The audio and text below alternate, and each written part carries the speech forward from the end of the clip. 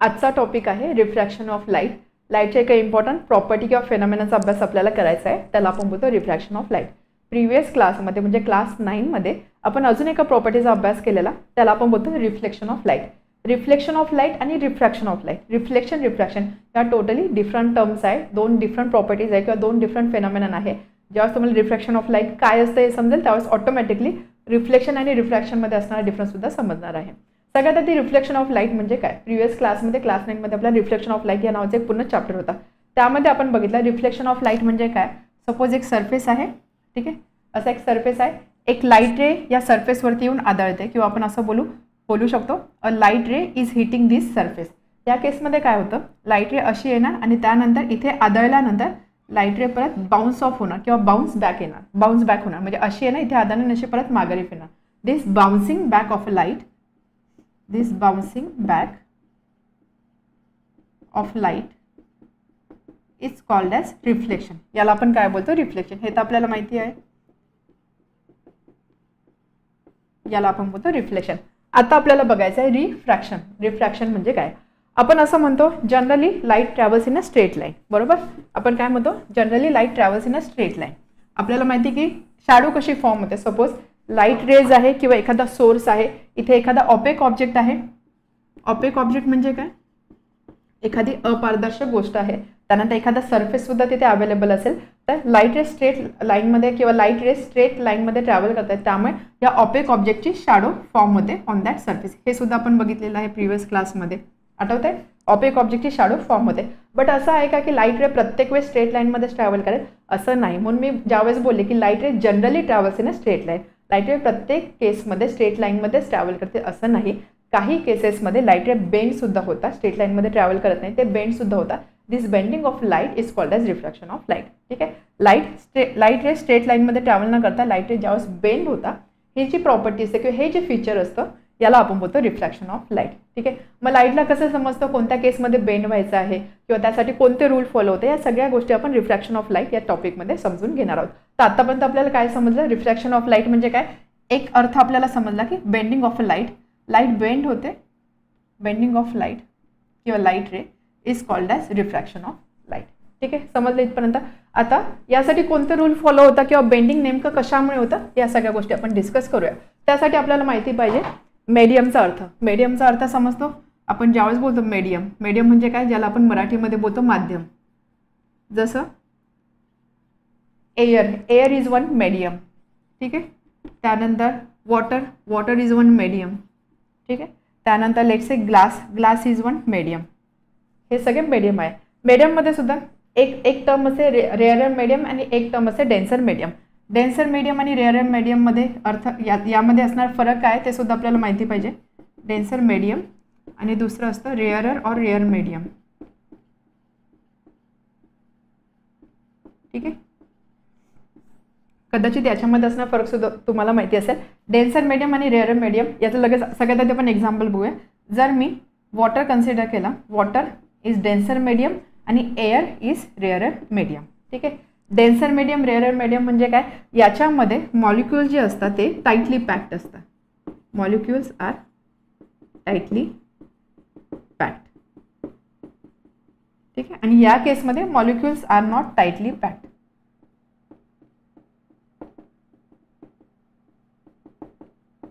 म्हणजे मॉलिक्यूल जे असतात ते बऱ्यापैकी विखुरलेले असतात, ते जे मीडियम असतात त्याला आपण बोलतो रेअरर मीडियम. आणि ज्या मीडियममध्ये मॉलिक्यूल्स टाईटली पॅक्ड असतात त्याला आपण बोलतो denser medium. For example water is denser medium, किंवा अजून एक्झाम्पल आपण बोलू शकतो glass is also denser medium. Air याच्या कंपॅरिझनमध्ये एअर असणार आहे रेअरर मीडियम. ठीक आहे. तसे मीडियम असतात. तर ज्यावेळेस आपण हे इथे डेन्सर मीडियम बोलतो किंवा रेअरर मीडियम बोलतो, त्यावेळेस आपण डेन्सिटीचा विचार करतो. बट ही जी डेन्सिटी असते ही असते ऑप्टिकल डेन्सिटी. फक्त लक्षात राहू द्या हा शब्द ऑप्टिकल डेन्सिटी. ठीक आहे. ज्यावेळेस आपण लाईटचा अभ्यास करतो आणि ज्यावेळेस आपण तिथे डेन्सिटी हा शब्द मेन्शन करतो, त्यावेळेस आपण रेफर करत असतो ऑप्टिकल डेन्सिटीला. ठीक आहे. तर रेअरर मीडियम डेन्सर मीडियम काय हे सुद्धा समजलं. आता बघूया रिफ्रॅक्शन म्हणजे काय किंवा ही लाईट कशी बेंड होते. सो सपोज आपण दोन केसेस कन्सिडर करूया. एक असा सरफेस आहे. ठीक आहे. एक सरफेस आहे, इथे एक मीडियम आहे, इथे एक मीडियम आहे. सपोज मी असं म्हणते या सरफेसच्या वरती एअर आहे, एअर हे एक मीडियम आहे आणि या सरफेसच्या खाली दुसरं एक मीडियम आहे. Let's say this is water. इथे वॉटर हे एक मीडियम आहे, इथे आहे एअर हे एक मीडियम. ठीक आहे. आता याच्यामध्ये सांगा डेन्सर कोणतं आहे, रेअरर कोणतं आहे. Water, water is a denser medium right, आणि एअर आहे रेअरर मीडियम. ठीक आहे. ही एक केस आपण घेऊ. त्यानंतर आपण दुसरी केस घेऊया. यामध्ये सपोज वॉटर आहे आणि इथे एअर आहे, म्हणजे काय डेन्सर मीडियम मी इथे कन्सिडर केला आणि रेअरर मीडियम खाली कन्सिडर केला. ठीक आहे. आता सपोज एक लाईट रे आहे, लाईट रे अशी येते. ठीक आहे. लाईट रे अशी येते. ठीक आहे. लाईट येणारी जी लाईट रे असते त्याला आपण काय बोलतो, इन्सिडेंट रे. बरोबर, हे तर आपल्याला माहिती आहे incident ray. So this is incident ray. हा जो इथे हा जो सरफेस दिसतो, हा सरफेस या दोन मीडियमला सेपरेट करतो असं आपण बोलू शकतो. या सरफेसमुळे हे दोन मीडियम सेपरेट होत आहे.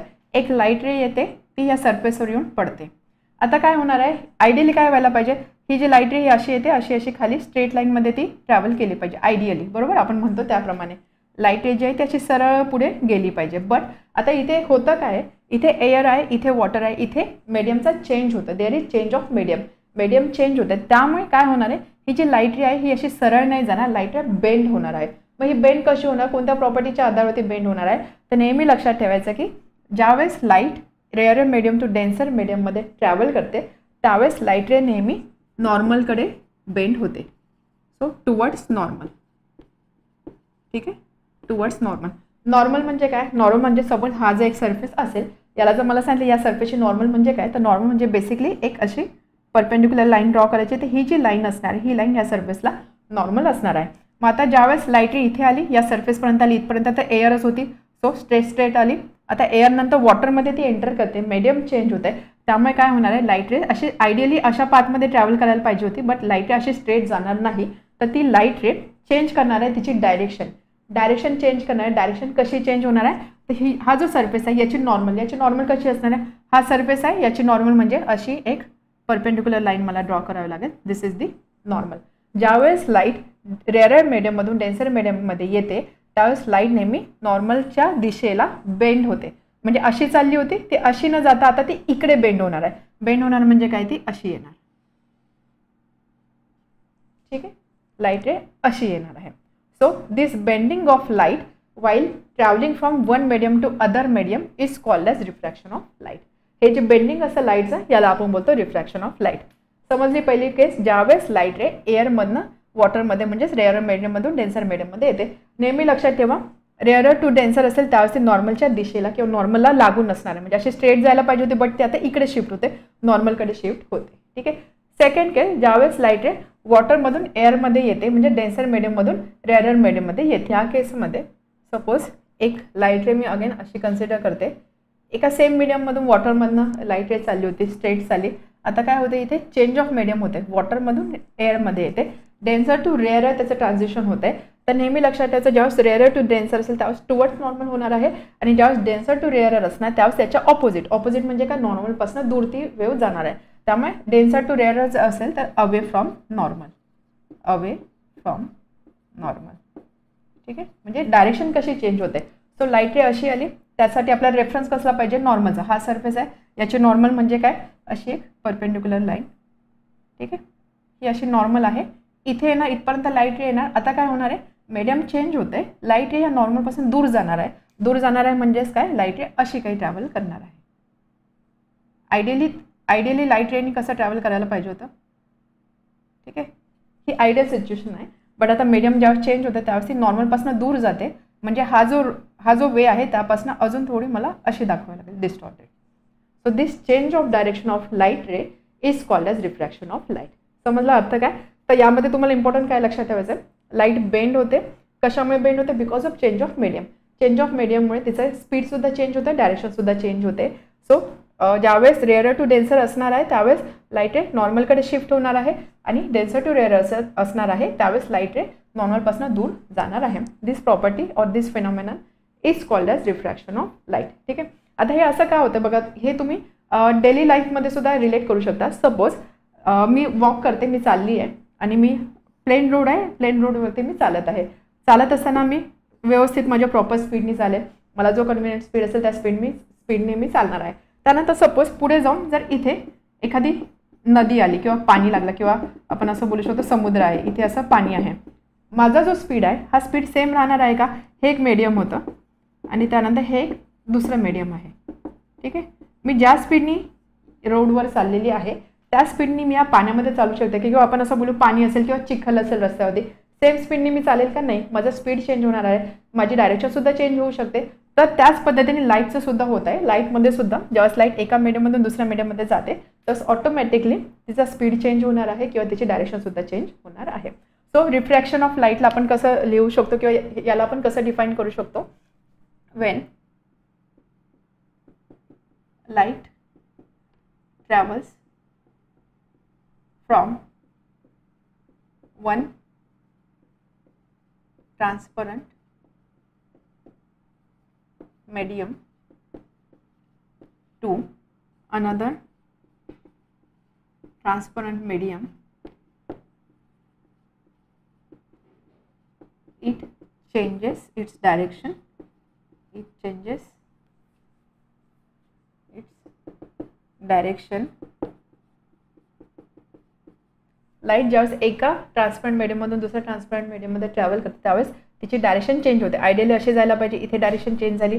आयडियली अशी जायला पाहिजे होती, इथे डायरेक्शन चेंज झाली. It changes it direction. This bending of light, this bending of light at, आता हे बेंडिंग कुठे होते? बेंडिंग होते हा जो सरफेस आहे सरफेस जवळ होतं, त्यामुळे ते सुद्धा आपल्याला मेन्शन करावं लागेल. This bending of light at the surface separating two medium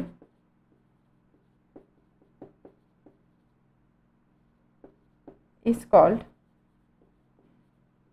as refraction of light. याला आपण बोलतो refraction of light. सो परत एकदा सांगते रिफ्रॅक्शन म्हणजे काय? when light travels from one transparent medium to another transparent medium, ज्यावेळेस लाईट एका ट्रान्सपरंट मीडियममधून दुसऱ्या ट्रान्सपरंट मीडियममध्ये येते, इट चेंजेस इट डायरेक्शन, तिची डायरेक्शन चेंज होते. This bending of light, direction change होते म्हणजेच काय? असं पण बोलू शकतो लाईट बेंड होते. This bending of light at the surface separating two medium, हे बेंडिंग कुठे होते? हा जो सरफेस या सरफेस जवळ होतोय ना, हा सरफेस कसलं काम करतो? दोन मीडियम सेपरेट करण्याचं काम करतोय. So this bending of light at the surface separating two medium is called as refraction of light. या फेनॉमेनन किंवा या प्रॉपर्टीला आपण बोलतो रिफ्रॅक्शन ऑफ लाईट. बट आता हे तर आपण सगळे थेरॉटिकली बघतोय. रिफ्रॅक्शन ऑफ लाईटचा प्रॅक्टिकल एक्झाम्पल काय आहे? आपण हे तुम्ही नेहमी बघितलेलं असेल. सपोज एखादा ग्लास आहे, माझ्याकडे एक ग्लास आहे. आता सपोज हा ग्लास आहे, या ग्लासमध्ये मी पाणी भरलेलं आहे.